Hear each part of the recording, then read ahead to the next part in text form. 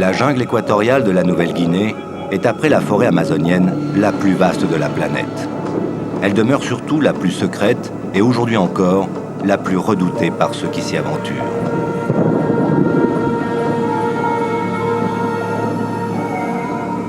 Pour pénétrer cet univers, la seule voie possible reste depuis toujours celle des méandres des fleuves puissants mais paresseux, descendus des reliefs.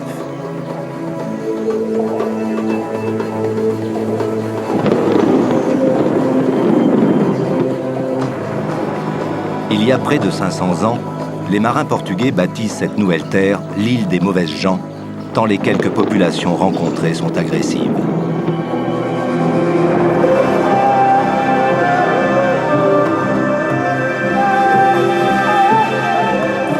Avec ses milliers de kilomètres carrés de marais et de jungles impénétrables, l'Irian Jaya demeure, à juste titre, un univers mythique. Après avoir longé les côtes dangereuses de la mer d'Arafura et en s'engageant sur la rivière Faye, Nicolas Hulot et l'équipe d'Oussoyer Nature ont mis en marche une machine à remonter le temps. De la mangrove côtière aux glaces du pic Carstens, point culminant de l'Océanie, ils vont parcourir quelques centaines de kilomètres dans la jungle et rencontrer les tribus papous dont certaines, récemment découvertes, vivent toujours à l'âge de pierre.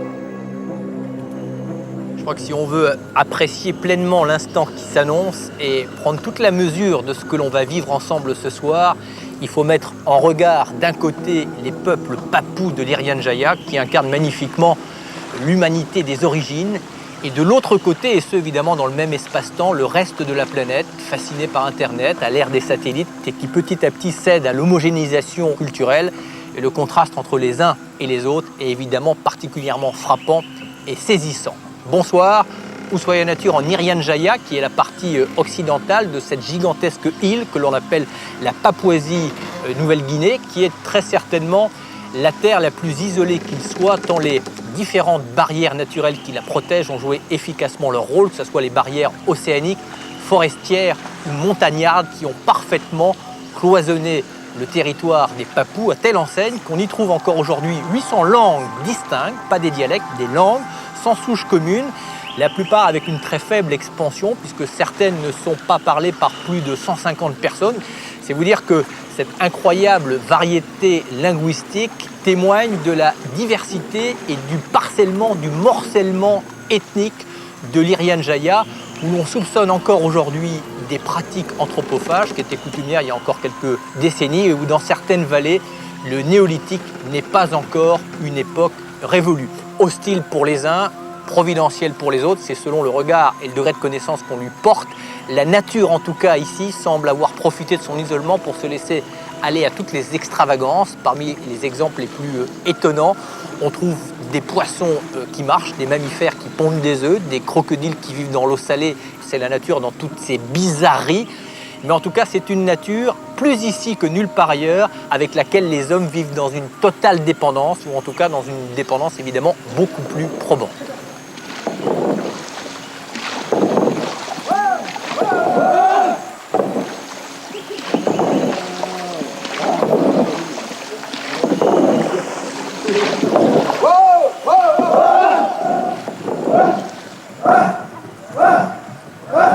Surgis de la mangrove, au détour de la rivière, des dizaines de pirogues chargées de guerriers asthmates avancent vers le bateau venu d'un autre monde. Leur approche des étrangers n'a pas varié depuis qu'ils ont été découverts, dans les années 40, sur la côte sud-ouest de l'Irian Jaya.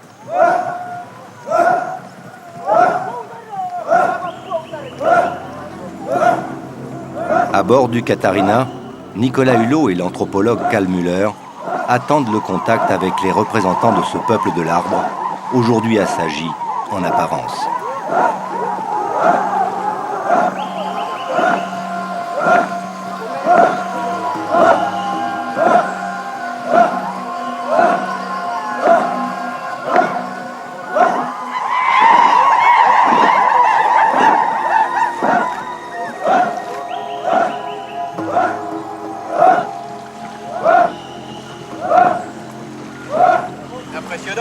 Il y a un côté quand même très martial là dans leur... Et oui, c'est pour donner la bienvenue et pour impressionner. Mais surtout, il faut voir s'il n'y a pas des armes cachées dans les pirogues. Encore aujourd'hui ou... Oh, pas tellement, non. Non, enfin, c'était une technique d'attaque du passé. On cachait les armes. Il y a encore très peu de temps, ils avaient, et à juste titre, une réputation de chasseurs de tête qui était justifiée. Une trentaine d'années, ouais. Oui, c'était justifié. Il se peut très bien que Rockefeller a été tué et mangé par ces gens-là, mais enfin... en tout cas, c'est dans cette région que le fils de Rockefeller a disparu. Exactement.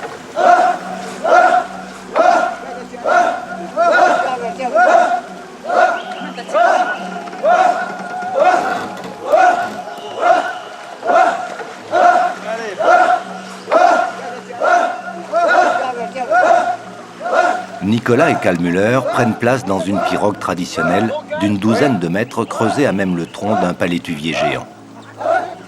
Dans le milieu fangeux où les asthmates vivent depuis la nuit des temps, le bois est le seul élément solide auquel ils se raccrochent. Ils le vénèrent car il est pour eux l'origine de leur existence et celle de tous les êtres vivants.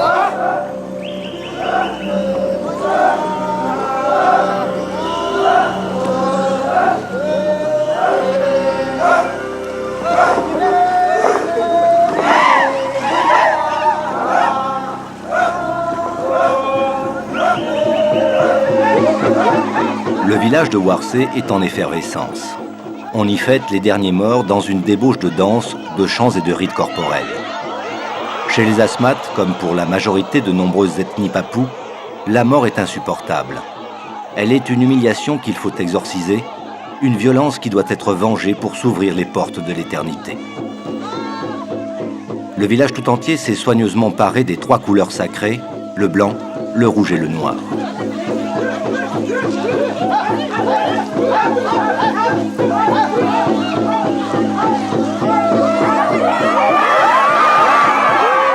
Oui, alors là, tu vois, ils nous accueillent très bien, mais ce qui est d'exceptionnel chez les asthmates, c'est que quand il leur arrivait quelque chose vraiment d'extraordinaire, comme la première fois qu'ils voyaient un gros bateau, ils faisaient une partouze.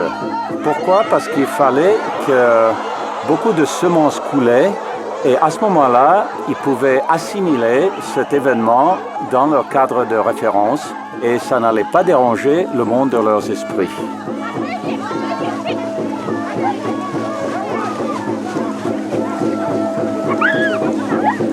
Implacables guerriers au long passé de coupeurs de tête et qui n'ont pas oublié l'art d'accommoder les restes de leurs ennemis, les asthmates sont avant tout des sculpteurs sur bois hors pair. Le rite majeur de soumission aux esprits des ancêtres morts au combat passe par la confection et l'installation de mâts totémiques finement ouvragés. Un patient travail de créateur réservé aux plus doués des artisans du village.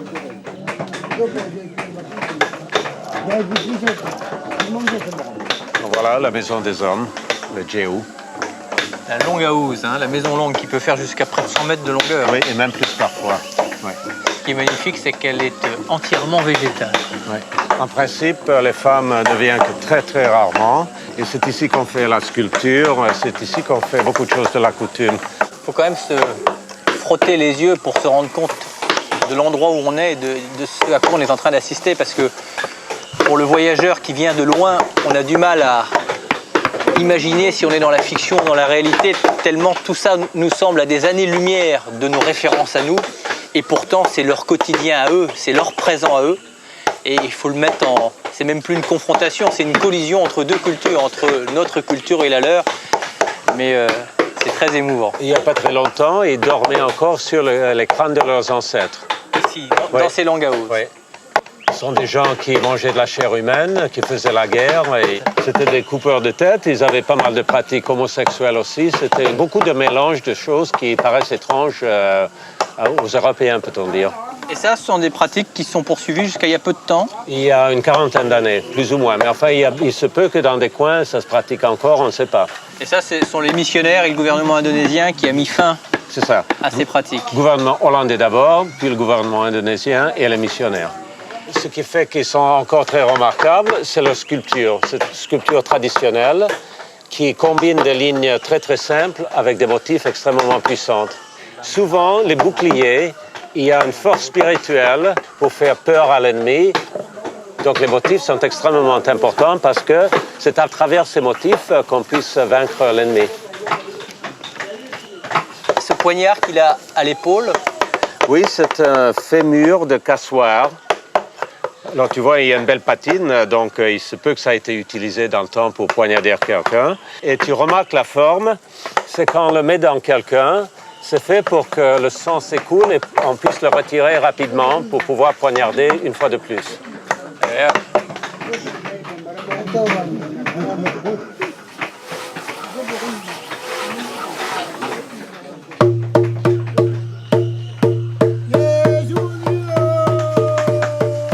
c'est l'atelier d'artiste le plus exceptionnel que j'ai jamais visité. C'est formidable. Et ici, maison. tout le monde est artiste. Tout le monde. Il y a des niveaux d'artistes, bien sûr. Il y a des artistes chefs, peut-on dire. Et ça, c'est le chef-d'œuvre de l'art des Asmat, c'est le biche. Ça veut dire? Le biche, c'est un totem fait pour les ancêtres. Et on a de la chance qu'on est arrivé juste au moment où ils vont consacrer, je crois que c'est 2 biches, pour commémorer ces ancêtres qui sont morts. C'est-à-dire que quand quelqu'un meurt, systématiquement, on lui dresse un totem, Quelqu'un de très important, pas oui. n'importe qui. comme les anciens dont il y a Voilà, exactement. l'assemblée des anciens derrière nous. Tous ces messieurs vont avoir un biche une fois qu'ils meurent. Et ça, c'est censé représenter quoi, Cal? C'est la partie supérieure, c'est un ancêtre qui vient de mourir. Là, c'est son phallus. Et les figures qu'on voit en bas, c'est sa famille, assez nombreuse d'ailleurs, grâce à son phallus. Or, ce qui est très important de savoir, c'est que dans le temps, et jusqu'à un certain point, même aujourd'hui, on ne meurt pas de causes naturelles. Tous les morts étaient dus à des causes supernaturelles, y compris la guerre. Quelqu'un était mort pendant la guerre, on lui faisait un biche parce qu'il fallait se souvenir qu'il fallait tuer quelqu'un en contrepartie pour celui qui est mort.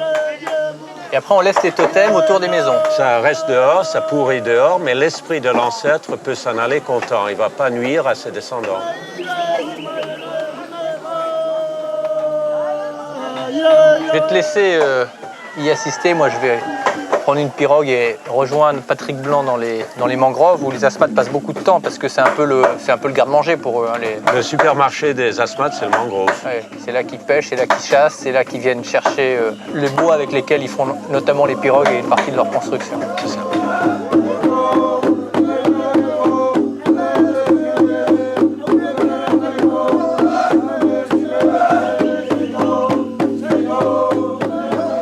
Paré d'un délire de sculpture peinte qui étonne les anthropologues et excite les collectionneurs, les totems hauts de 4 à 10 mètres symbolisent la ronde de la saga Asmat. Taillés dans des arbres dont une racine en éperon figure un symbole phallique, ils sont créés pour assurer un avenir serein aux défunts et pour que les esprits protègent leurs propriétaires de tous les démons de la mangrove. Pour remplir pleinement leur rôle, ils doivent en principe être arrosés de sang humain, si possible ennemi. «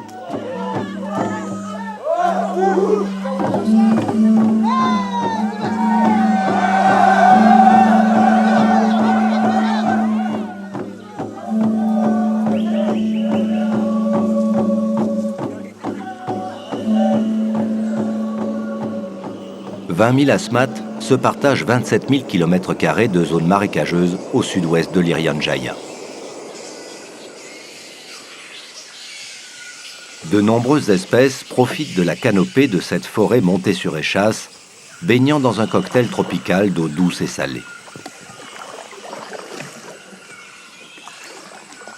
Pour qui n'est pas Asmat, s'orienter dans cet enchevêtrement de racines aériennes présente les pires difficultés.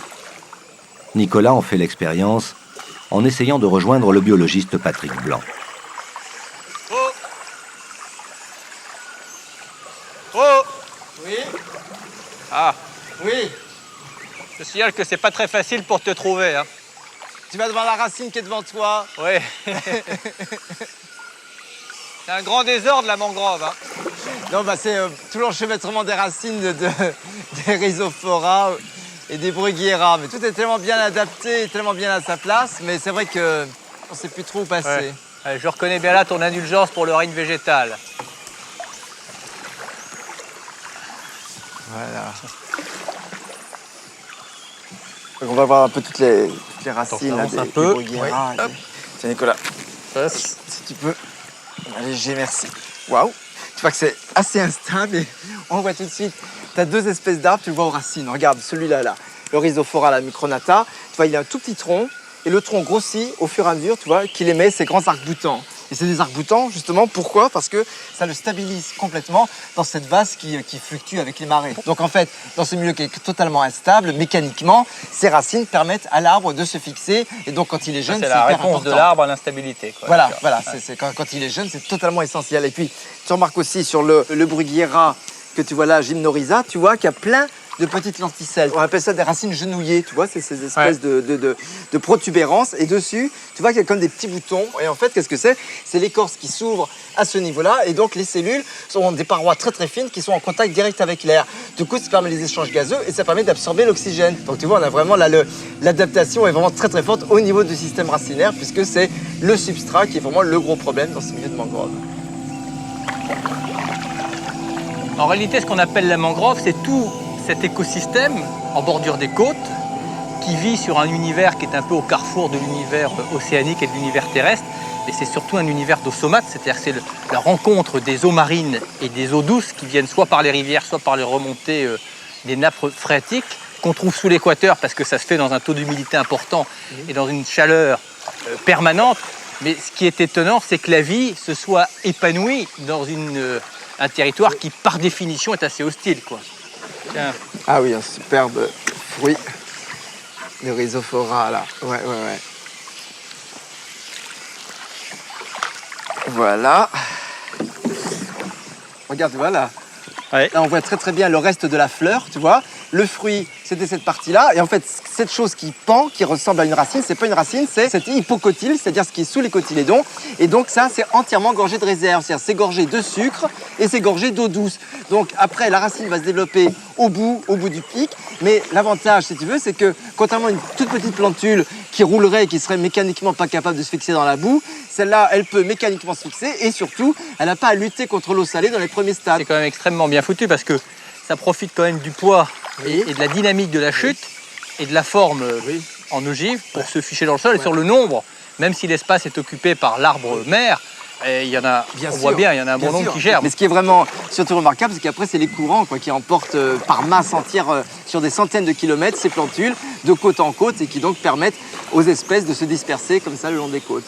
En fait, la mangrove, ça représente un couvert très important, ça chiffre en millions de kilomètres carrés. Oui. C'est un peu le pendant aquatique des forêts terrestres. Voilà, exactement. Et ici, en Asie du Sud-Est, c'est là où elles sont et les plus riches et les plus abondantes en surface. Et en plus, là, ici, au sud-ouest de la Nouvelle-Guinée, c'est là où elles sont les plus développées et justement où il y a le plus d'espèces, aussi bien pour les arbres que pour même les planteurs, c'est qu'on trouve parfois.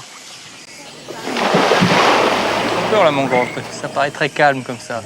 En fait, ça grouille de vie. On comprend mieux d'ailleurs quand on y rentre comme ça que les asthmates ils passent une bonne partie de leur temps, surtout pour se nourrir, parce que il y a d'abord ce qu'il y a dans l'eau. Quand on sait pour les poissons, ça grouille. Il y a ceux qui sortent de l'eau, mais il y a ceux qui sont dans l'eau. Il y a tous les crustacés, notamment les fameux crabes violonistes qui ont cette particularité anatomique d'avoir une pince totalement hypertrophiée. Ils sont asymétriques d'ailleurs, c'est étonnant. Oh, il y a les mollusques. Il y a à terre tous les reptiles, les serpents, normalement les crocodiles de mer qu'on trouve dans le nord de l'Australie et qu'on trouve curieusement dans le sud de la Nouvelle-Guinée, des tortues, des varans. Parmi les poissons, il y a celui qui est très spectaculaire, là, qu'on voit de temps en temps cracher, on voit des petits jets, tu sais, c'est le poisson archer, altoxote. Et donc, il crache en l'air pour, il repère un insecte. Et il l'étourdit par un jet d'eau. Il tombe. Petite pression de la langue et... Voilà. Ouais. Il ne reste plus à ce tireur d'élite, filmé ici en aquarium, qu'à gober sa proie à la surface de l'eau.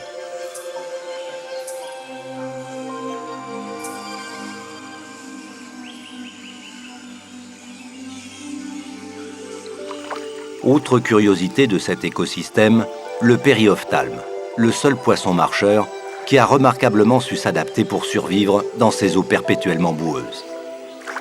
Au fil de son évolution, ses yeux se sont exorbités et ont migré au sommet de son crâne, lui permettant de voir au-dessus de l'eau et de repérer sa nourriture et ses prédateurs. Le périophtalme existe uniquement dans les mangroves. Très à l'aise hors de l'eau, c'est pourtant un poisson à part entière puisqu'il respire par ses branchies qu'il gonfle d'eau saumâtre riche en oxygène. Ses nageoires pectorales se sont radicalement transformées pour lui permettre de ramper sur la boue et de sauter sur les racines aériennes comme un lézard.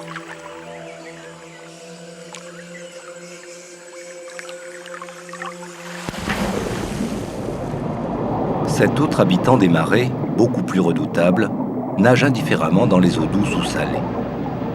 Le crocodile d'estuaire est le plus puissant et le plus grand représentant de l'ordre des crocodiliens. Les aspates payent parfois de leur vie les rencontres avec cet animal sacré, pouvant atteindre 7 mètres et peser 1 tonne.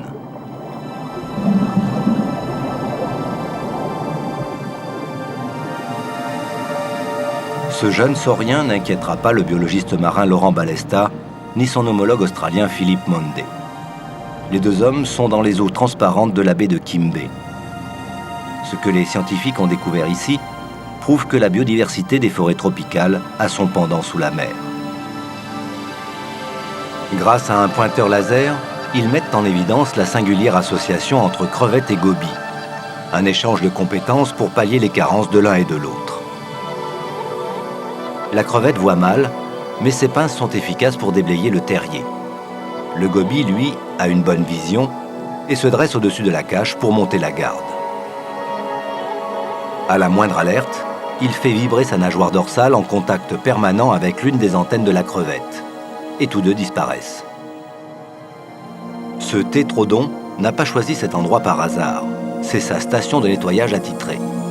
À peine posé, les crevettes le prennent en charge pour le débarrasser de ses parasites, trouvant ainsi une nourriture facile.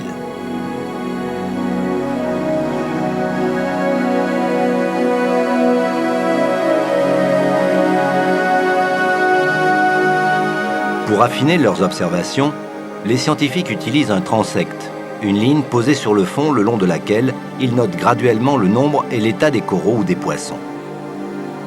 L'analyse ultérieure permettra, après extrapolation, d'évaluer l'ensemble de ces paramètres sur la globalité du récif.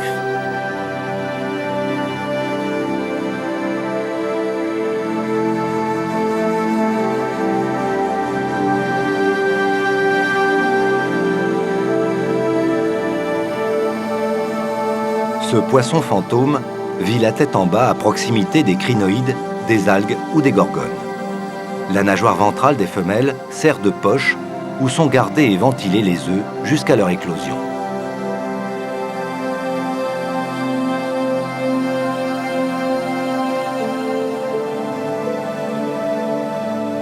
Une multitude d'espèces de petits poissons vivent nuit et jour cachés au plus profond des massifs coralliens. Impossible à observer, cette diversité est longtemps restée insoupçonnée. Aujourd'hui, un anesthésiant sans aucun danger permet de les faire sortir de leur cachette pour les identifier, les répertorier et les compter.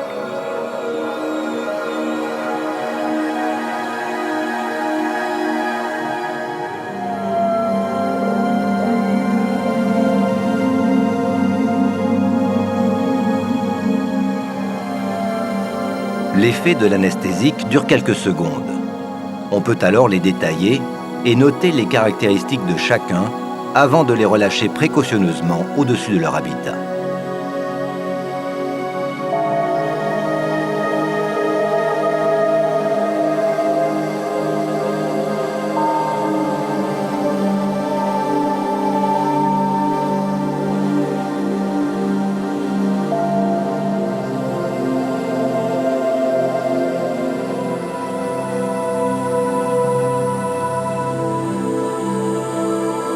Les gorgones géantes de plus de 3 mètres de diamètre se développent dans des zones bien précises et toujours perpendiculairement au courant dominant.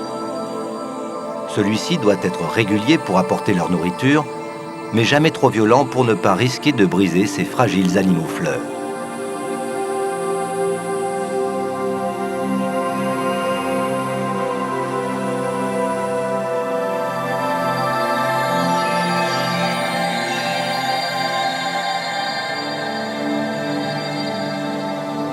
Comme le poisson clown dans les tentacules de l'anémone, les gobies nains passent toute leur existence protégés par les polypes urticants des gorgones.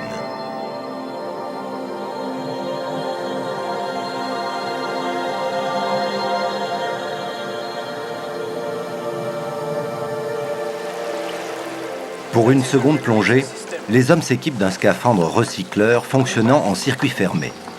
L'utilisation de ce système nécessite une formation spécifique. Sous l'eau, l'absence totale d'émissions de bulles, donc de bruit, offre une discrétion absolue et les poissons ne fuient plus l'observateur. L'autre avantage de cet équipement est d'offrir une autonomie de 7 heures quelle que soit la profondeur et de réduire considérablement le temps des paliers obligatoires lors de la remontée.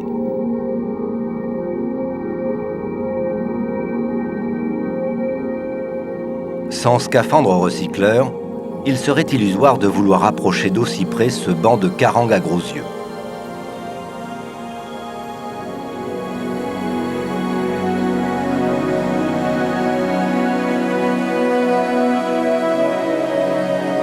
À proximité des branches des gorgones balais, les poissons rasoirs, la tête en bas, droits comme des i, guettent en petits groupes le passage des crustacés planctoniques.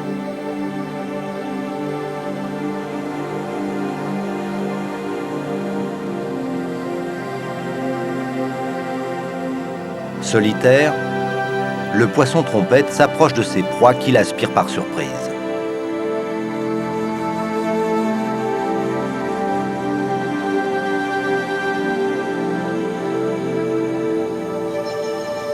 Ses couleurs brillantes et sa forme aplatie sont à l'origine du nom de la murène ruban, rare et discrète.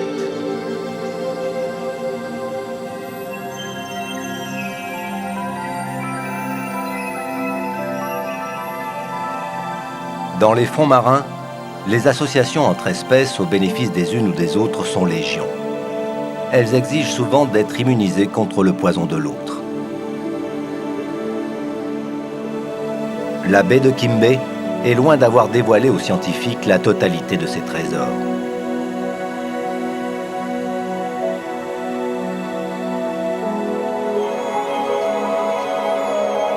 Limaces de mer, étranges et minuscules, disputent l'univers des coraux durs ou mous avec les gobelins, les étoiles de mer aux bras fragiles ou les vers marins dont l'évolution les a rendus immangeables aux yeux des prédateurs.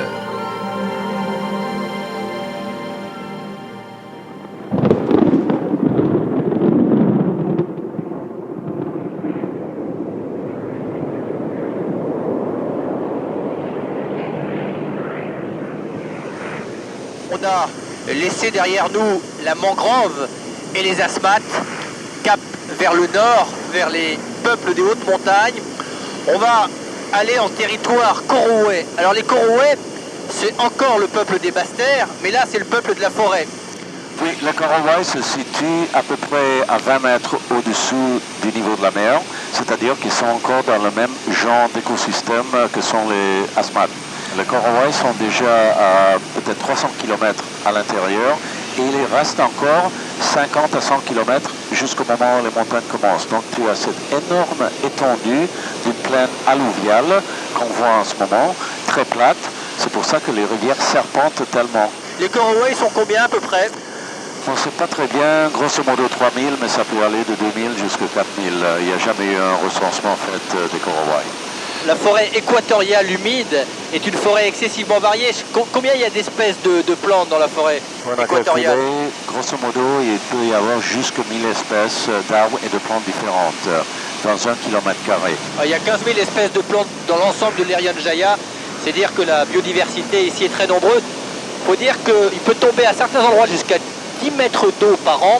Et dans les seuls 3 mois les plus pluvieux, qui sont octobre, novembre, décembre, peut tomber jusqu'à 5 mètres d'eau. Alors si on ajoute à ça, à l'insolation et à la température ambiante, il y a ici une production de végétation unique au monde pratiquement. Alors, ce qui est étonnant quand on survole l'Irian Jaya et qu'on prend par exemple comme ici une carte aéronautique, on trouve ça pratiquement nulle part ailleurs au monde, c'est qu'il y a encore des grandes zones blanches sur la carte où il y a marqué relief incomplet. Ça veut dire que sur ces zones-là, en fait, on sait excessivement peu de choses. Ça paraît étonnant à l'ère des satellites, mais les nuages sont tellement présents ici que probablement que les satellites et les explorations évidemment à pied n'ont pas permis à la cartographie d'être aussi précise qu'ailleurs. Donc si le relief n'a pas pu être précisé, a fortiori ces petites communautés dispersées dans l'immense territoire. Il y a une chose qui est surprenante, c'est que quand on voit de temps en temps dans des petites échancrures de la forêt des groupes de maisons au toit végétal comme ça disséminés, on a le sentiment qu'il n'y a aucun sentier qui s'en éloigne ou qui y arrive, alors que partout ailleurs, dès qu'il y a un regroupement de maisons, il y a des pistes qui y conduisent, comme si les gens ici, depuis la nuit des temps, avaient définitivement vécu repliés sur eux-mêmes en ignorant consciemment ou inconsciemment le reste du monde.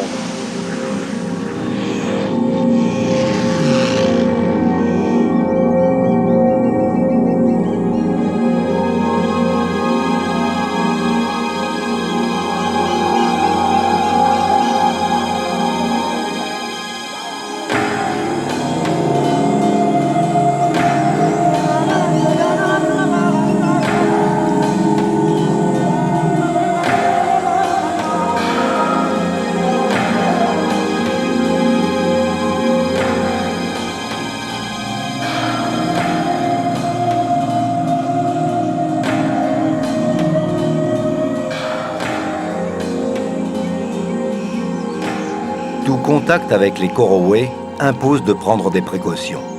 Il ne faut jamais forcer les rencontres, encore moins les surprendre dans leur fief, sous peine d'être accueillis par une volée de flèches meurtrières.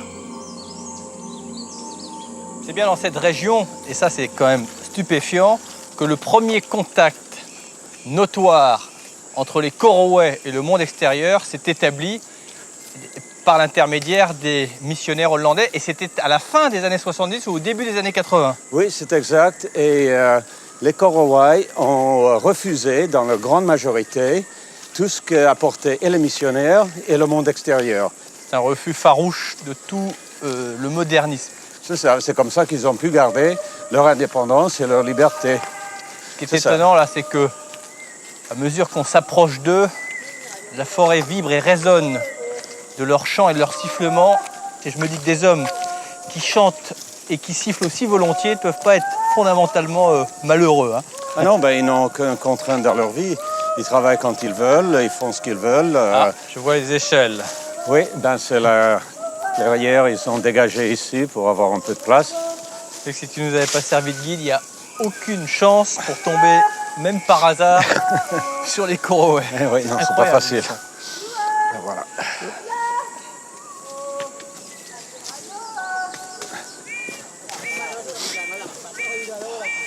Ben, eux, ils savent qu'on arrive. Hein.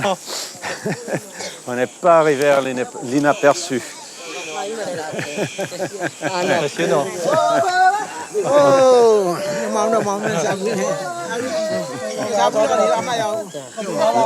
Tu comprends pas ce qu'ils disent? Non, non, non. Je vais essayer de voir s'ils comprennent l'indonésien. Bisa bahasa Indonesia? Non. Regarde, c'est beau, c'est dans de chiens. Les chiens valent beaucoup trop cher pour... Oh, il y a les femmes là. Ça y est, tu as une femme là. Mais il faut la payer avec des colliers comme ça. Hein. Enfin, je ne sais pas comment tu vas obtenir des colliers. Il faut des colliers comme ça, un cochon. Là, je t'expliquerai tout ce qu'il faut pour avoir cette femme. C'est incroyable. Ça te plaît? Tout me plaît. Je ne connais pas son mari, alors tu sais, je vais être très Je prudent. ne crois pas qu'elle soit mariée. Hein. Non, c'est encore possible. Et alors là, ça c'est encore plus insensé, c'est qu'on dirait vraiment des radeaux posés sur les cimes, à 40 ou 45 mètres de hauteur. Quel intérêt ils ont d'aller mettre les maisons à une telle hauteur? Les moustiques n'arrivent pas si haut, donc le malaria n'arrive pas jusque-là. Tu vois un peu la défense. Si on essaie de monter avec quelqu'un qui nous tire des flèches dessus, c'est difficile. Nous, on a les mains qui sont En prises. cas de guerre, entre ethnies, Voilà. on se réfugie là-haut. C'est ça. Monte. Oui, allons-y. Je vais enlever mes bottes. Oui, moi je laisse mon sac, c'est trop lourd.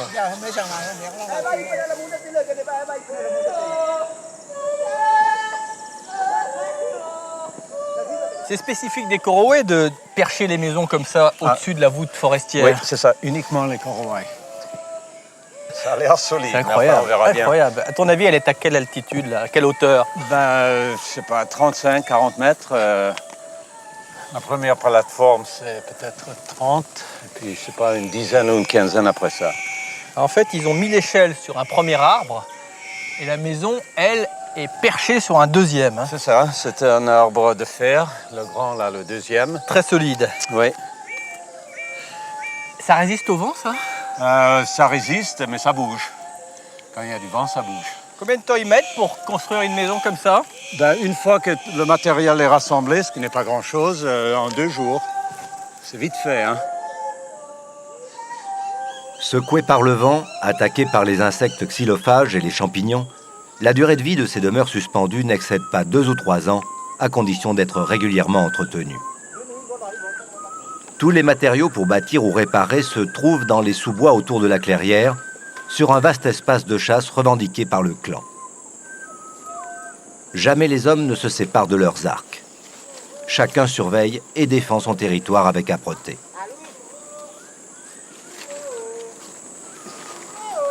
Par leurs chants et leurs sifflets, les Coroways communiquent entre eux. Ils se rassurent et font savoir, loin aux alentours, qu'ils arpentent le couvert de leurs armes.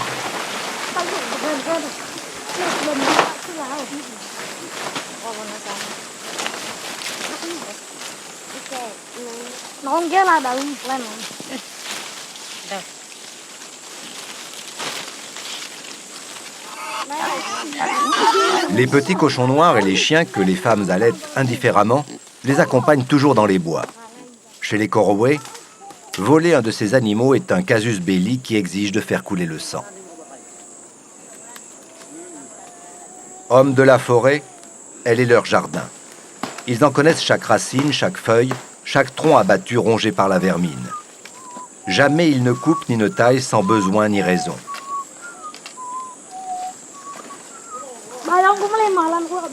Ils ont pris à la forêt le strict nécessaire.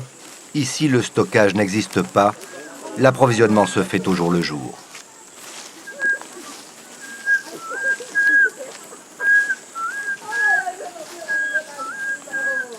La clairière est l'antichambre du paradis des Coroways. Du haut de leur maison donjon, d'autant plus haute que les conflits entre clans sont fréquents, ils dominent leur monde, continuant d'ignorer superbement que la terre est ronde. Réfractaires à la civilisation, ils ne cessent de fuir les explorateurs. Ils pensent que leur univers sera détruit et se renversera au contact de ceux qu'ils prennent pour des esprits. Les Coroways ont pour eux d'occuper une région d'Irian Jaya, ne recelant a priori aucune richesse forestière, minière ou pétrolière. Dans le cas contraire, leur existence sera à l'image de leurs habitations, d'un équilibre précaire.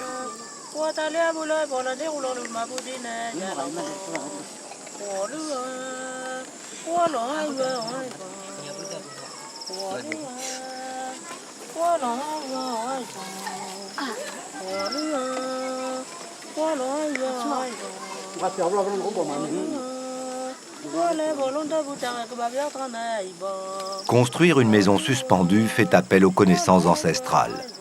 Le lieu, l'arbre porteur, l'orientation ont été minutieusement choisis. Tout sera assemblé par des liens de rotin. Le métal est totalement inconnu chez les Coroways.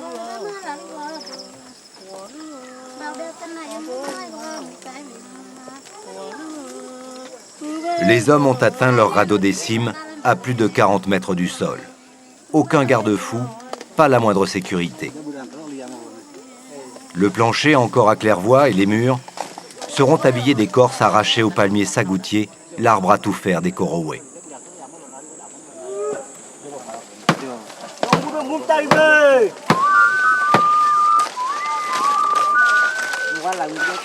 Dans cette région du monde où les pluies diluviennes ne cessent de tout lessiver, le toit est un élément essentiel auquel on apporte un soin particulier.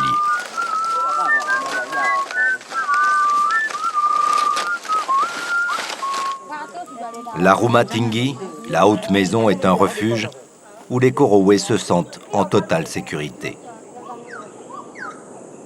Les Korowe, c'est un peu le peuple intermédiaire entre les Asmat, qui sont dans ces zones humides, et dans la mangrove, et les peuples des montagnes qu'on verra bientôt. Eux, ils sont un peu au carrefour de ça. C'est ça, exactement entre les deux. C'est-à-dire qu'ils servaient dans le commerce entre les gens des montagnes qui fabriquaient des haches en pierre et les gens de la côte qui avaient beaucoup de sagou. Ici, il y a du sagou, mais pas autant que sur la côte. Ça va tout seul? Ben oui, on est presque là. Hein? Pour quelqu'un qui avait un peu d'appréhension de monter. Vas-y, passe devant. Ok, j'y vais. Parce que tu es plus capable que moi de faire les présentations. D'accord. J'y vais. Il y en a quelques-uns qui ne sont pas tellement solides. Enfin bon. Ok.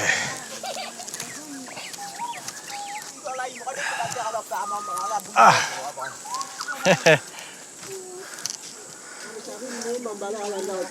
Selamat siang, ibu-ibu. Selamat. Ah. Babak.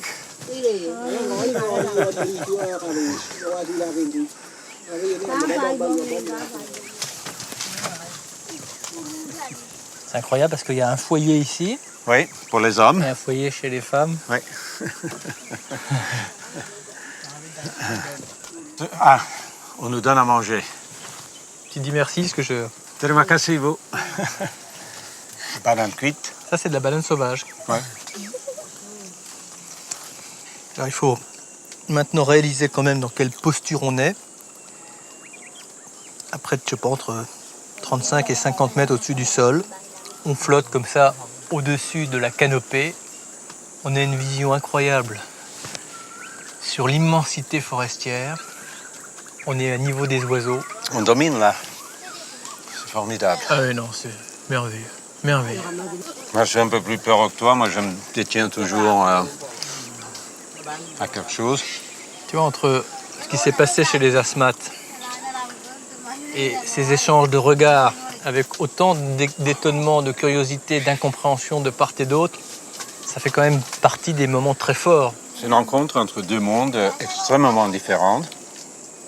Eux, ils sont complètement autosuffisants dans leur nature. Mais ce que je disais, c'est que pour nous, venus de l'extérieur, la nature est plutôt hostile au sens qu'on la craint. Et eux, au contraire, ne lisent dans la nature que ce qu'elle peut leur apporter en termes de nourriture, en termes de vêtements, en termes de matériaux pour construire, pour faire des outils, pour faire des armes. Ici, on le voit avec le toit, c'est des feuilles de sagou. Et par terre, on a...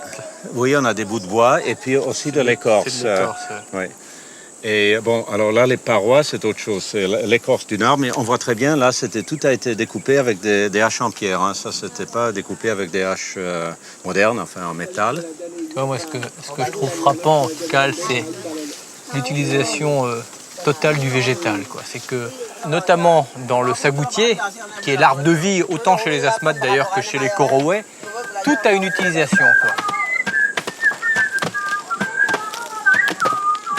Le vrai trésor des Korowe, si l'on accepte le cochon noir et le chien, pousse dans la nature. C'est le Metroxylon sagou, le sagoutier, l'une des 2700 espèces de palmiers recensées à ce jour sur tous les continents.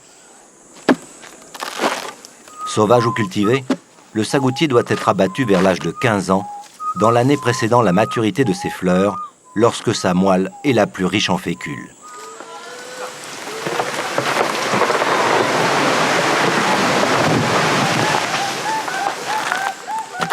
Le sagoutier à terre, chacun s'emploie à dépecer dans les règles de l'art cet arbre qui n'en est pas un au sens strict du terme, puisque les palmiers sont des herbes. Une herbe dans laquelle tout est utile et qui offre aux hommes depuis la nuit des temps la nourriture, les matériaux de construction les vêtements, les combustibles, et pour certaines espèces, la boisson, les médicaments et même les cordages. À l'endroit où le sagoutier a été abattu, les Korowe montent en quelques minutes une petite usine végétale. La partie haute, comme une grande feuille roulée, servira d'égouttoir. L'intérieur du palmier est soigneusement arraché, déchiqueté, puis réduit en pulpe.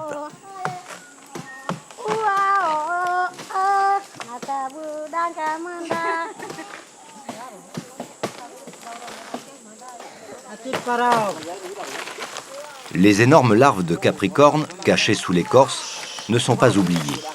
Elles sont soit dégustées crues sur place, après avoir pris soin d'en écraser la tête, pour ne pas se faire mordre la langue, soit elles sont conservées dans une feuille où elles moisiront une 60aine de jours, le temps de bonifier.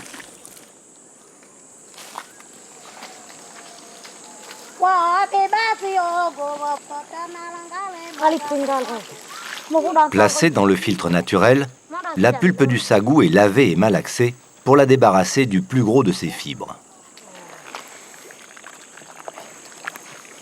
Le liquide jaunâtre laissera au bout de quelques heures un dépôt blanc comme neige, sorte de pâte insipide et pauvre en protéines, qui sera consommée en boulettes cuites au feu de bois.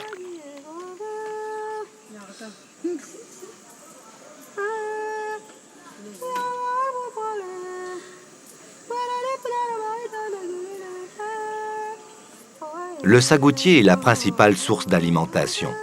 S'il se raréfie sur leur territoire, les guerriers s'éloigneront au risque de pénétrer sur les terres d'un autre clan. Il n'en faudra pas plus pour déclencher une guerre. Les têtes tombent toujours chez les Korowe.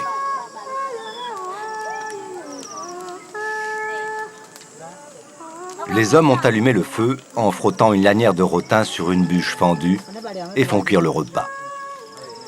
Aujourd'hui au menu, beignets de sagou fourrés à la larve fraîche de capricorne. Un régal.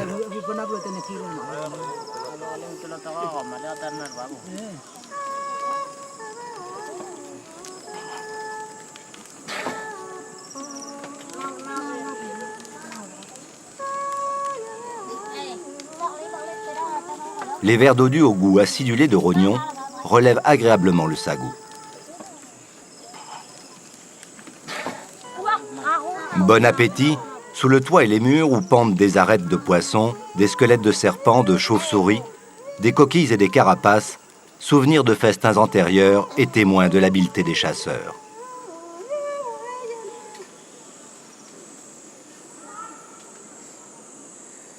Est-ce qu'on peut arriver, en observant les Korowe ou les Asmat ou les Umak, à les positionner sur l'échelle chronologique de notre préhistoire à nous, qui se divise en 3 grandes périodes? La plus ancienne, c'est le paléolithique, la période intermédiaire, c'est le mésolithique, et le néolithique qui conclut, qui est la grande révolution, qui s'est terminée par l'apparition de l'utilisation des métaux.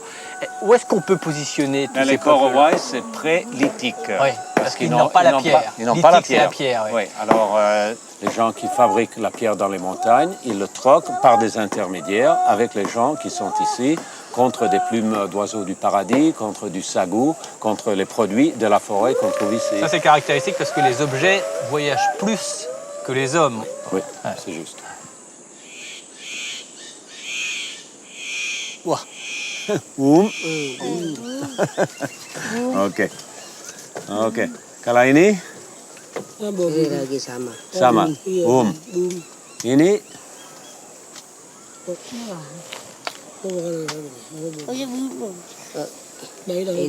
Ini sama. Sama. Ils connaissent. Hein. Là. Gigit orang mati. Orang mati. Ya. Dit que quand un serpent comme ça pique l'homme mort. Ce serpent, des fois, on arrive à survivre une piqûre. Tandis que celui-ci, tout le monde meurt. Et ce n'est pas encore le serpent le plus vénéneux qu'on trouve sur l'île. Hein. Iba tinggi. Iba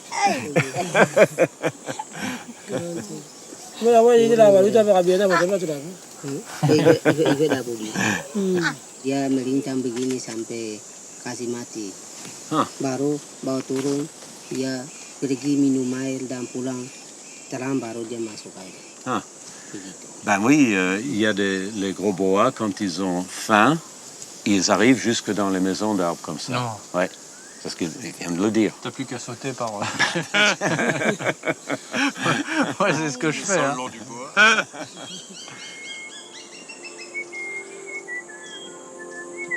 Quelle vision, eux, ici, là, dans leur arbre, ils peuvent avoir du monde extérieur?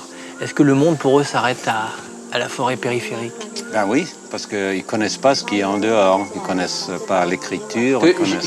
J'ai lu quelque part que pour certains, le monde, c'était 3 cercles concentriques. Quoi. Il y avait le monde des vivants, avec les esprits d'ailleurs, puis après le monde des morts, puis après l'océan qui engloutirait tout cela à la fin du monde. Quoi. Ben, leur vision ne va pas plus loin que ça. Ouais. Enfin, ne va pas plus loin que le premier cercle que tu as décrit.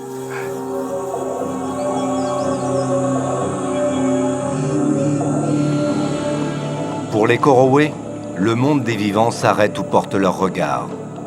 La plupart ne rencontreront tout au long de leur vie guère plus d'une trentaine de personnes étrangères à leur clan.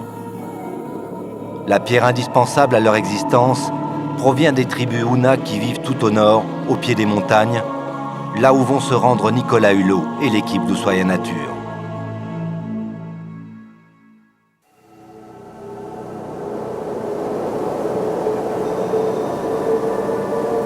Après s'être rendu chez les Asmates de la côte sud-ouest de l'Irian Jaya, puis plus au nord chez les Korowe de la grande forêt humide, Nicolas Hulot et l'équipe d'Ushuaïa Nature ont atteint les montagnes où vivent les Huna.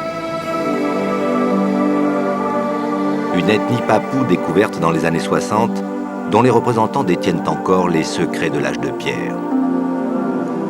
Quelques Huna du village de Larié, situé sur un escarpement rocheux à 2000 mètres d'altitude, ont accepté que Nicolas, Marie-Antoinette Mélière, climatologue, physicienne de l'environnement, et Thierry Robinet les accompagnent au fond de la gorge où coule le torrent. Petits, râblés, musculeux, les orteils de leurs larges pieds crochés dans le sol glissant, les Huna, uniquement vêtus d'un étui pénien conséquent, dévalent la pente vertigineuse dans les cris de joie.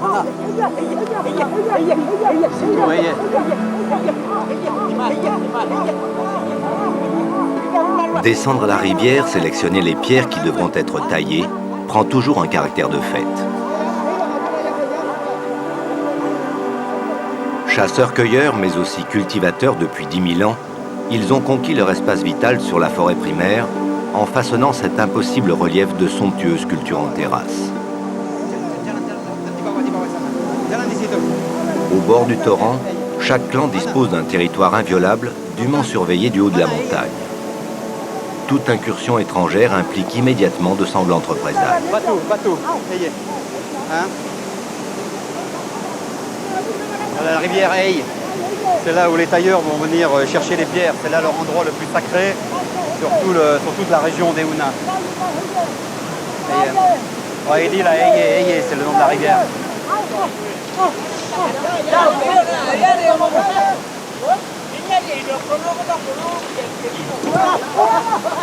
Ya, sudah punya, bagus. Ini bagus. Ils cherchent les bonnes pierres. Hein. Ils ont repéré un rocher où ils pensent à l'intérieur il y a un filon. Hein. Donc après, quand ils vont avoir taillé ce rocher, à l'intérieur il y a des veines, et c'est ces veines qui vont conditionner un petit peu la future herminette. Donc eux seuls peuvent savoir comment. Ah ouais, ils sont contents.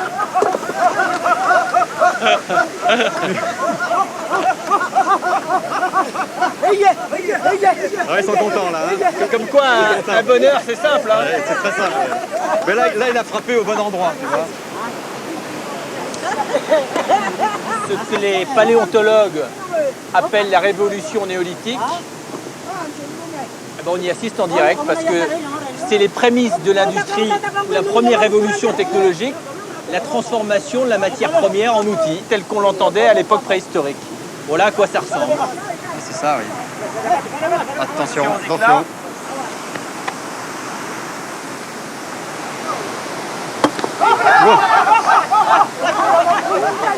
Pourquoi les femmes ne sont pas là? C'est un endroit sacré. Ben, les femmes n'ont pas le droit de venir au bord de la rivière. Pourquoi? C'est-à-dire qu'elles ont le droit de passer, si tu veux, si elles vont dans leur champ pour chercher les ignames. Ça, c'est un endroit sacré, c'est un endroit des dieux.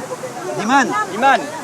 Tetapi ibu-ibu ini tidak boleh datang ke sini karena kemungkinan nanti batu-batu dicari tidak cocok. tidak cocok. Tidak cocok. Ya. Voilà. Tapi laki-laki punya kerja. Ya.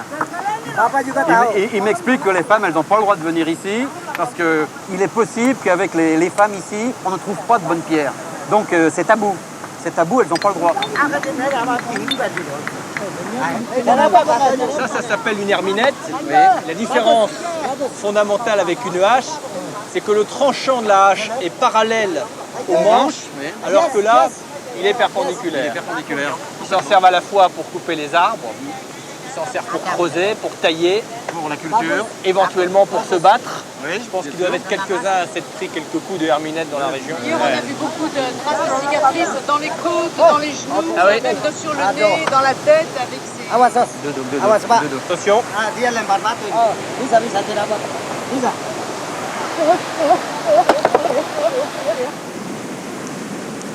Tu vois Nicolas, le deuxième procédé pour trouver le bon filon dans la roche, c'est la méthode du feu. Tu vois, donc on met le bois au-dessus du rocher et après une demi-heure à 3/4 d'heure de chauffe, la roche va éclater.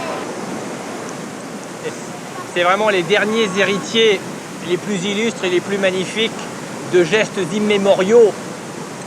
Et c'est vrai qu'on sent bien la fragilité de tout ça parce que, faut quand même le dire, hein, la collision entre la culture papou et les cultures venues de l'extérieur ces dernières décennies s'est faite malheureusement au détriment des papous et il serait temps qu'on leur laisse à eux seuls le choix du chemin qu'ils vont suivre dans les décennies à venir.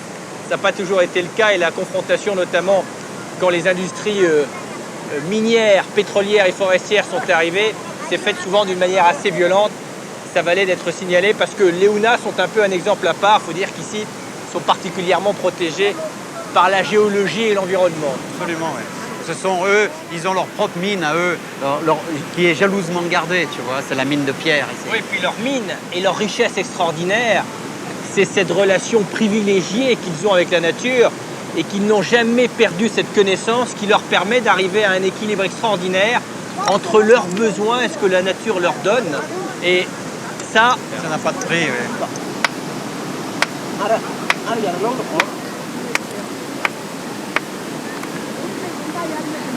Ils ont presque fini les haches là. Enfin, grossièrement. Hein. Ils sont bien travaillés, hein.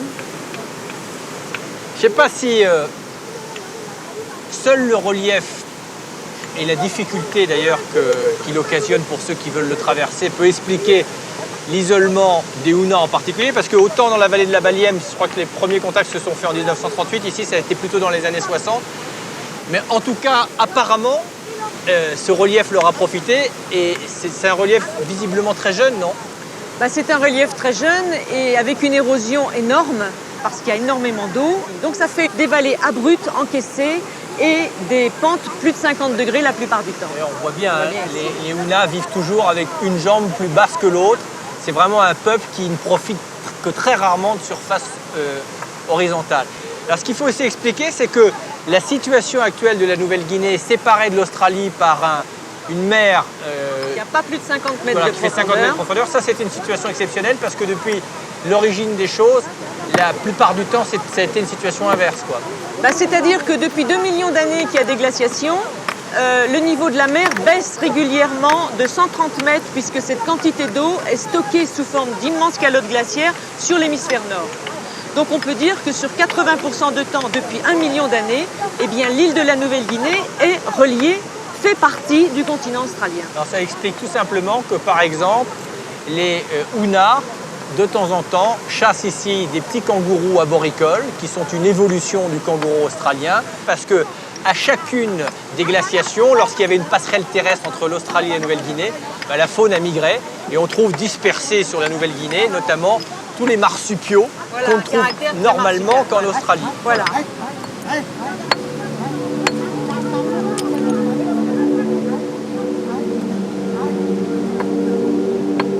Peu nombreux sur le territoire des Huna en raison de l'altitude, les marsupiaux se rencontrent surtout dans les forêts du nord-ouest de l'île, où s'est rendue une équipe d'Ushuaïa Nature.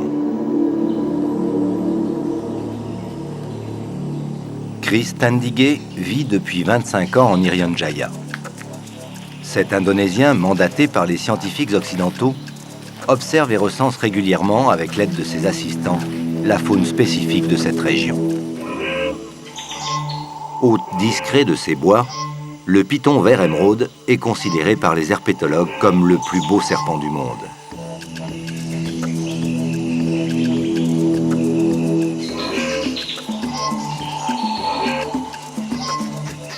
On a répertorié environ 180 espèces de mammifères sur l'île de Nouvelle-Guinée. Un tiers sont des marsupiaux. Et parmi la dizaine de variétés de kangourous arboricoles de la zone Indo-Pacifique, 5 sont endémiques à l'Irian Jaya. Chris Tendige a repéré les traces d'un autre animal rarissime, l'échidné à long bec, l'un des seuls mammifères, avec l'ornithorynque, dont la femelle pond des œufs et allaite ses petits.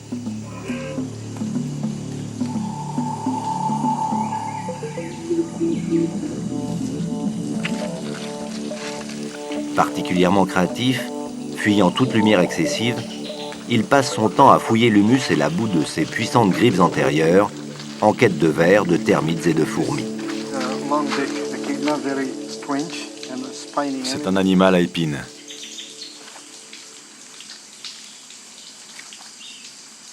C'est très étrange. On n'arrive pas à voir sa tête.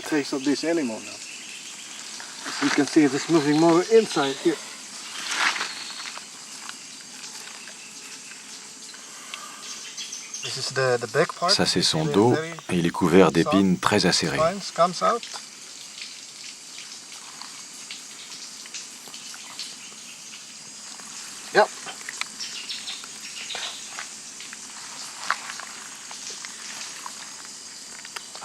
Je crois que je vais attraper une patte, et comme ça je pourrai le sortir de sa cachette. Ça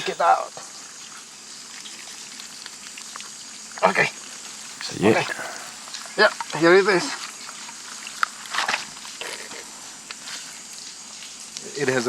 Il a un bec très costaud et une rangée d'épines qui le protège de ses ennemis et des chasseurs.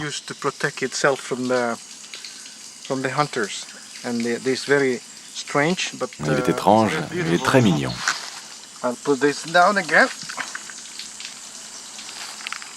Je le repose au sol et dès que je le libère, il retourne aussitôt se cacher dans la boue.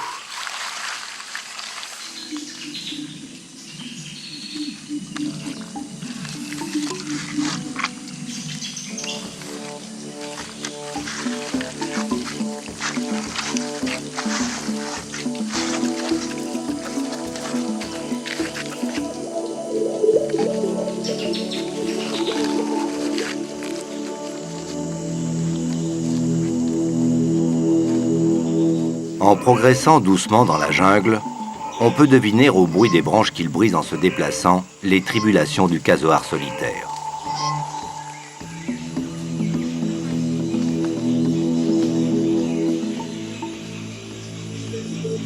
Reconnaissable à son front surmonté d'un casque corné de couleur noire, à son cou déplumé tacheté de bleu, de rouge et de jaune, cet oiseau géant de 1,35 m au garrot, incapable de voler, peut parcourir une quarantaine de kilomètres à l'heure et faire des bonds impressionnants.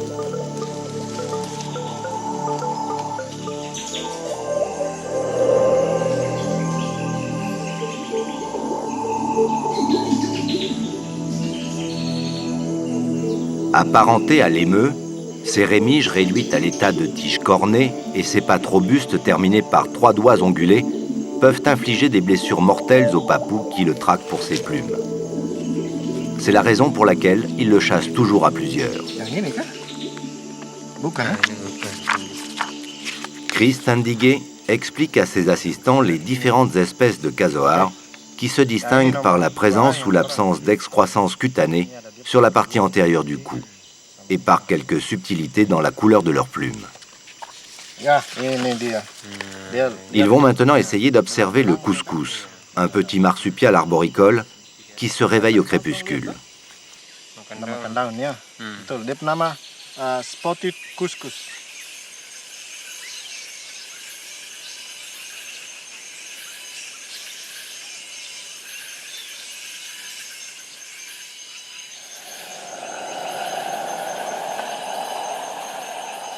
Aucun risque en principe de rencontrer des papous la nuit dans la jungle.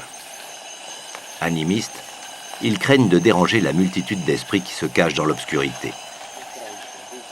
Pour les scientifiques, c'est le moment où l'on peut faire les rencontres les plus insolites.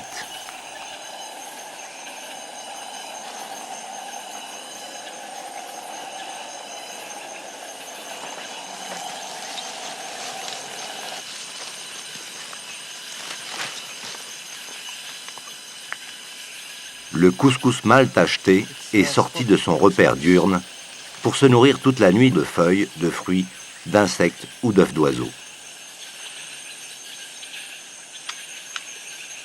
Ce n'est pas un animal rapide, mais avec sa queue préhensile et ses puissantes griffes, il est remarquablement adapté à sa vie arboricole.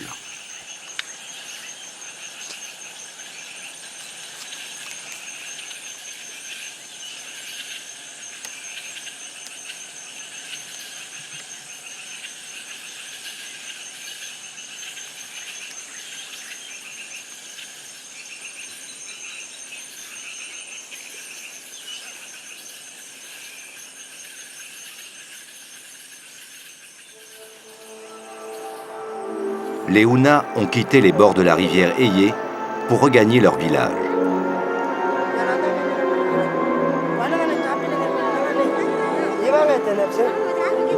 La taille ceinte d'une simple jupe de fibres tressées, les femmes qui ont travaillé sur les cultures en terrasse se joignent à eux.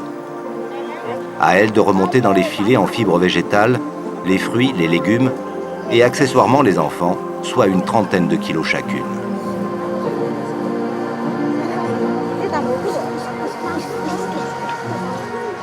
Le village est un rassemblement d'une vingtaine de cases rondes, toujours placées à un endroit stratégique. Une image de matin du monde.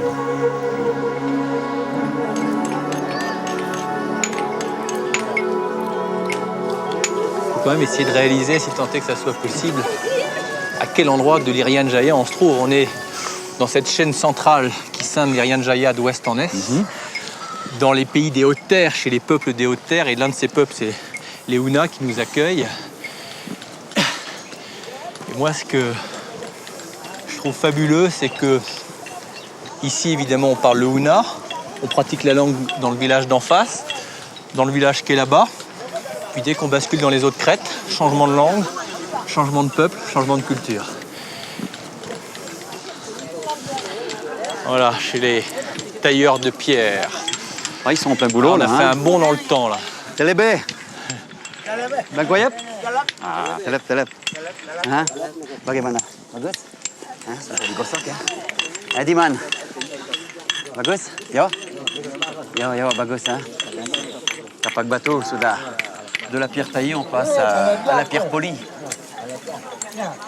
Ce qui est incroyable, c'est que quand les paléontologues essaient de dater la présence humaine dans un endroit, en général, quand ils trouvent de tels éclats, qu'ils trouvent des polissoirs ou des pierres légèrement ou plus ou moins taillées, c'est comme ça qu'ils font la datation. Et que si des paléontologues se pointaient ici dans plusieurs milliers d'années et qu'ils trouvaient ces éclats-là, ils penseraient tomber au néolithique. Mau dikasih sama saya?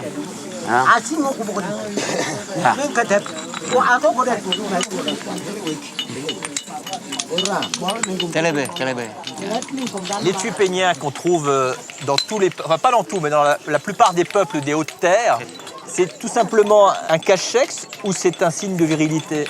C'est un cache-sexe, comme le balapa, on l'appelle ici. Il protège et il sert aussi d'apparat mâle pour montrer un petit peu la force physique des hommes, quoi. Très important en Irian Jaya. C'est fait dans une gousse végétale, c'est ça, hein? C'est d'une coloquinte que l'on trouve aux abords des villages et que les gens font sécher. On fait sécher, on enlève dedans les graines et après elle est utilisable, quoi. Ils se font encore la guerre ici? On ne fait plus vraiment la guerre maintenant. Je crois que les guerres se sont terminées au début des années 70. Mais de temps en temps, entre les villages, il y a toujours quelques petits tricks, donc il faut toujours faire attention. On peut lui demander un peu la dernière fois qu'il a fait la guerre ici? Diman, kapan terakhir ada perang di sini, Langda Larie?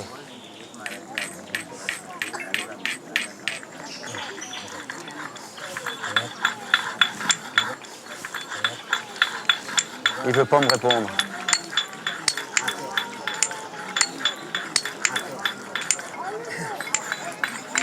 Diman, kapan ada perang di sini? Dulu. Ce silence en dit plus qu'un long discours. Car qui dit guerre dit souvent anthropophagie. Non par goût de la chair humaine, mais parce qu'il est recommandé de manger son ennemi pour le punir et empêcher son âme de nuire après sa mort.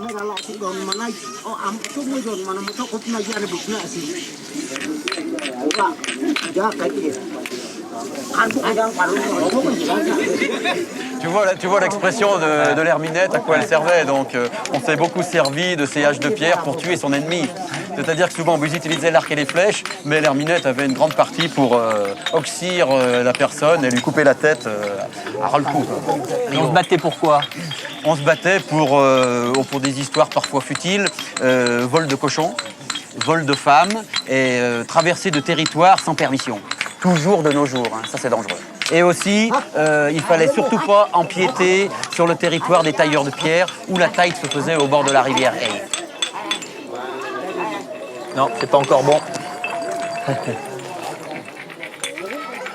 tout cas, si on regarde l'itinéraire qu'on a fait, en réalité, il aurait fallu partir des Korowe pour progresser dans le temps, qui sont encore les chasseurs-cueilleurs, Oui. aller vers les Asmates qui ont un début d'industrie, notamment en fabriquant ces magnifiques pirogues, Oui. et qui commencent à cultiver le sagou et la banane, et aller vers le néolithique et ces tailleurs de pierre, et qui fabriquent entre autres ces objets. On aurait progressé chronologiquement dans le temps, quoi. Voilà, oui.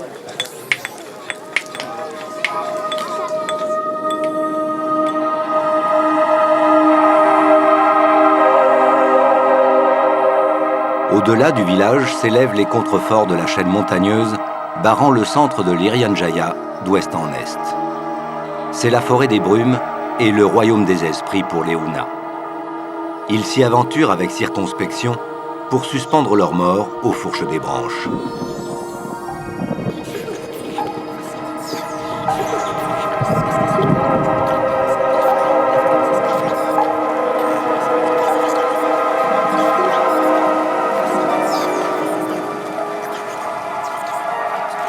Patrick Blanc, Marc Rebutini, spécialiste des cordes, et quelques Huna pour guide, pénètrent ce monde végétal étrange que la lumière et la brume rendent monochrome.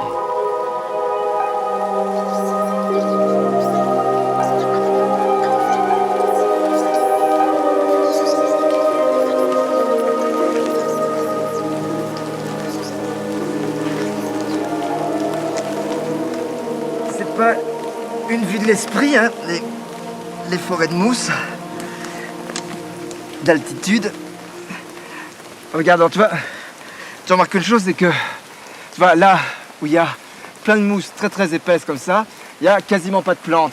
Et en fait, là où les plantes poussent, c'est là où les mousses font un tapis qui n'est pas trop épais. Ben pourquoi? C'est que simplement, partout les mousses font plusieurs centimètres, tu vois, il n'y a aucun sol, tout disparaît, parce que là où les mousses ont plusieurs centimètres d'épaisseur, ben à ce moment-là, les graines ne peuvent pas germer, donc elles tombent plus bas. Et ces mousses-là, en fait, quelle faculté elles ont? Elles piègent toutes les cochonneries, c'est-à-dire les feuilles qui tombent, et donc ça fait un sol suspendu. C'est pourquoi les arbres ont des racines absolument à tous les niveaux. Le sol n'est pas du tout stabilisé parce que les mousses, en fait, elles piègent au fur et à mesure tous les éléments de la canopée qui tombent et qui sont presque fossilisés, qui font en fait un humus vraiment totalement en 3 dimensions. Donc, en fait, l'interprétation simple de la réduction de la diversité des forêts de mousses, c'est que simplement, les plantes ont du mal à s'établir ailleurs que là où les mousses sont peu épaisses.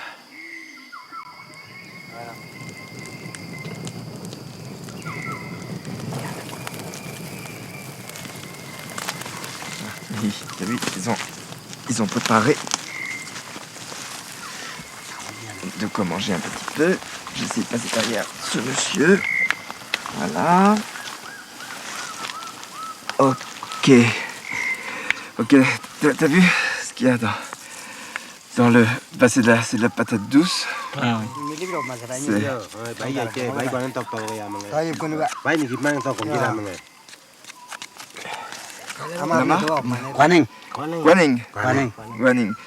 Ce qui est surprenant, c'est que la patate douce, c'est vraiment l'aliment de base de tout cet extrême-orient, c'est-à-dire Nouvelle-Guinée et puis tout le reste du Pacifique. Et alors que c'est une plante au départ qui est américaine. On sait que la patate douce, est ici vraisemblablement depuis 1000 ou 2000 ans, donc bien avant la découverte de l'Amérique. Ça veut dire qu'il y a eu des gens qui sont allés non seulement vers l'Amérique, mais en plus en sont revenus pour ramener avec la patate douce, puisque toutes les variétés qu'on mange ont évolué sur place. Donc vraiment, on est face à un problème, si tu veux, qui est pas encore résolu, de savoir comment cette migration à travers le Pacifique, ces milliers de kilomètres, ont pu être franchis, sur quelles embarcations, etc. Et comment sont-ils revenus en plus, quoi. Enfin, le résultat, en tout cas, est là. Ici, là, nos amis papous ont sélectionné quantité de variétés excellentes, très sucrées, très très bonnes. Et ils ont vraiment l'art de bien nous les préparer. Il doit rien avoir là. Beaucoup moins que... tu vois, ton igname, j'aime beaucoup moins que la patate douce.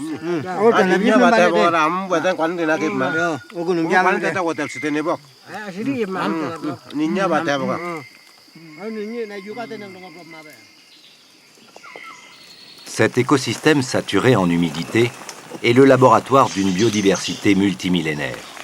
La stabilité du niveau des océans depuis plus de 10 000 ans, la faible amplitude des températures ont permis l'existence de refuges préservant le résultat de millions d'années d'évolution.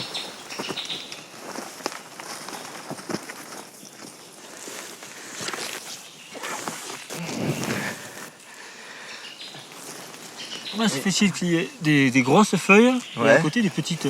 Tu vois bien que donc, ces feuilles très épaisses, très vernissées, donc qui ne transpirent pas, qui gardent l'eau. Donc ça, c'est une stratégie. Et à côté de ça, il y a d'autres feuilles qui sont beaucoup plus réduites. Et là, c'est pareil, c'est la réduction de la feuille qui évite l'évaporation. Donc en fait, côte à côte, on a différentes stratégies pour garder l'eau parce que tu es sans arrêt dans ces passages, humidité extrême et soleil très très fort et très desséchant. Bien sûr, à côté de ça, tu as les mousses qui, elles, tapissent totalement. Et elles, bien sûr, elles ne récupèrent que la pluie. Puisque les mousses, elles ont un pouvoir, c'est que même si elles se dessèchent, elles ne meurent pas.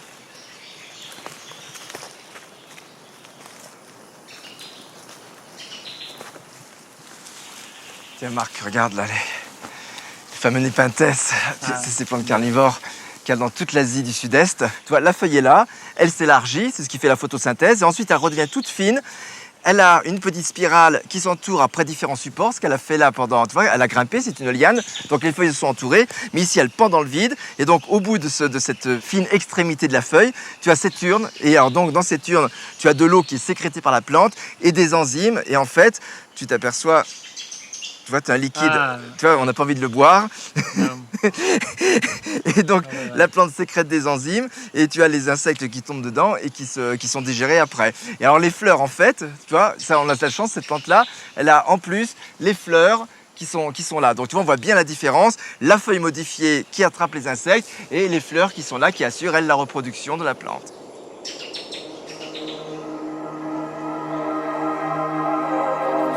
Grâce aux cordes installées par Marc, Patrick Blanc peut observer un exemple parfait de mutualisme entre un végétal et une colonie de fourmis. Tu vois ce que je vois sur le tronc là, c'est voilà, les fameux Myrmécodia là, les plantes à fourmis. T'as vu un peu la taille des tubercules? Ah, superbe. Ouais. Superbe. Celle-là est énorme là. Voilà. Elle est énorme, elle n'a pas de fleurs d'ailleurs.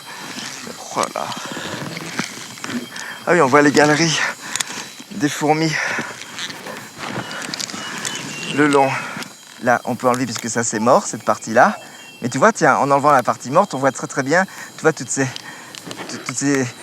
extrémités comme ça de la tige qui viennent. Tiens, voilà, on voit les fourmis, tu vois, qui rappliquent. Dans les creux, là, regarde, tu vois, on les voit bien.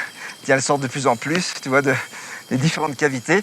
Alors, ce qu'il y a, c'est qu'il y a les cavités sont différemment utilisées. Tu vois, dans certaines, elles mettent les bébés, le couvain. Hein, et dans d'autres, au contraire, c'est les excréments d'une part, et puis autre part, tous les débris. Et en fait, ce qu'on sait, c'est que dans les cavités où il y a les débris et les excréments, tu as des champignons qui se développent, et ces champignons décomposent les excréments. Elles s'organisent un petit peu là-dedans. Voilà, donc ça fait un véritable écosystème. En fait, la plante se nourrit essentiellement donc, de ce qui est décomposé, si tu veux, suite à l'action des champignons, à partir de toutes les matières fécales et les débris accumulés par les fourmis.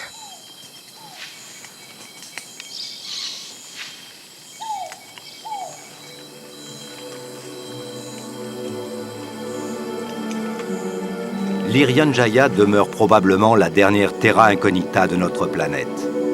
Ces tribus du néolithique, l'extraordinaire biodiversité de ces forêts et de ces mondes sous-marins ne sont pas les seules curiosités de cette immense île posée sous l'équateur.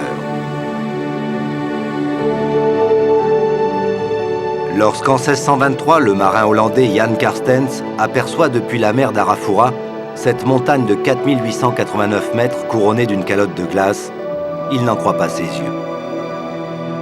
Il aura surtout à son retour en Europe toutes les peines du monde pour convaincre les incrédules. Il vient pourtant de découvrir le point culminant de l'Océanie et le seul glacier équatorial.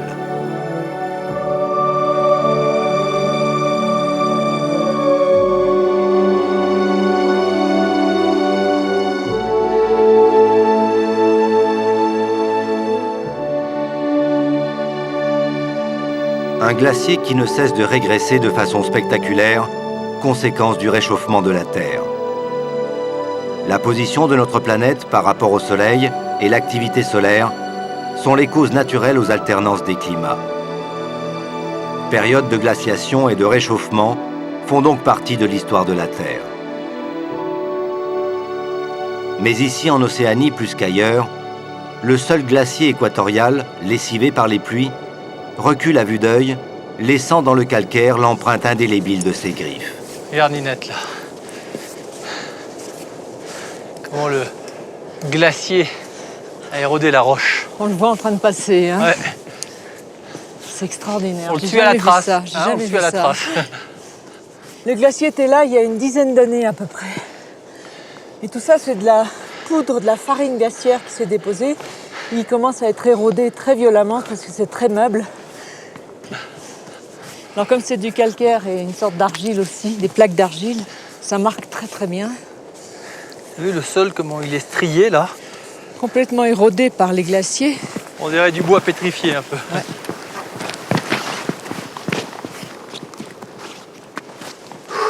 Ton avis, le glacier là par exemple, ici on en est à 80 mètres, il était là quand? Oh ben, il était là il y a quelques années, puisqu'il s'avançait jusque en bas de la vallée. Donc ça a été extrêmement rapide comme retrait. C'est quasi visible à l'œil nu, quoi. Exactement. Tu viens d'une année sur l'autre, tu reconnais pas. Il y a un retrait de plusieurs mètres par an. Tous les glaciers actuels subissent une récession aussi rapide ou c'est spécifique aux glaciers équatoriaux? Globalement, la plupart des glaciers sur le siècle subissent une récession. Pas tous, mais presque, que ce soit sur les tropiques, sur l'équateur ou sur les moyennes latitudes comme en Europe.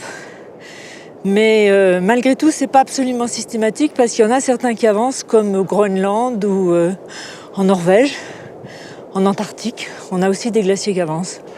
Tout ce à quoi on assiste actuellement, la régression des glaciers, ça n'est que purement naturel. On a quand même enregistré dans les 2 dernières décennies une accélération de la régression des glaciers qui, elle, pourrait être l'expression de l'effet de serre lié à l'activité humaine et lié au fait que la Terre est de plus en plus riche en dioxyde de carbone, c'est-à-dire en CO2. Et fort probable que cela continue parce qu'il y a un effet d'inertie forcément. Évidemment. Ouais. La climatologue Marie-Antoinette Mélière et Nicolas poursuivent leur ascension vers la montagne appelée la Fleur Blanche par les Papous. Au-dessus d'eux, la pyramide Carstens et son mur vertical de calcaire gris et luisant de 800 mètres de hauteur que bien peu d'alpinistes ont escaladé.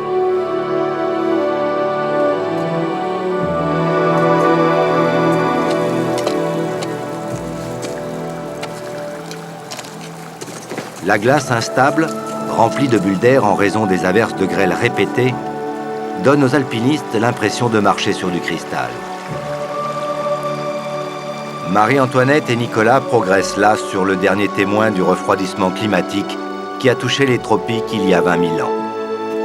Dans quelques années, ce glacier équatorial aura probablement disparu, comme se seront peut-être dilués dans le moule des sociétés modernes les Papous, les derniers hommes de la préhistoire.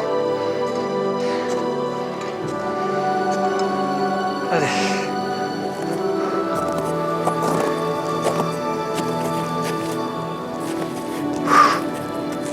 C'est temps d'arriver.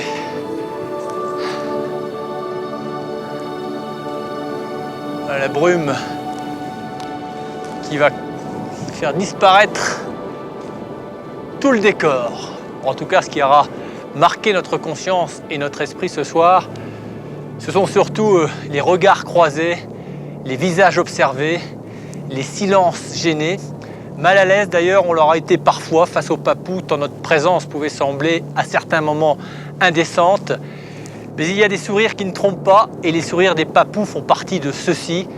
Au contact des Korowais, des Asmat, des Huna, nous aurons pris brutalement conscience combien nos sociétés se sont, au fil du temps, éloignées de la nature au point de ne plus avoir conscience de notre dépendance vis-à-vis d'elle. Parce que les papous savent pertinemment que c'est la terre qu'ils ont sous les pieds et la nature qui les entoure, qui les nourrit, et que pour peu qu'ils l'utilisent sans trop l'exploiter, elle pourvoira à l'essentiel de leurs besoins, et ce, pour très longtemps.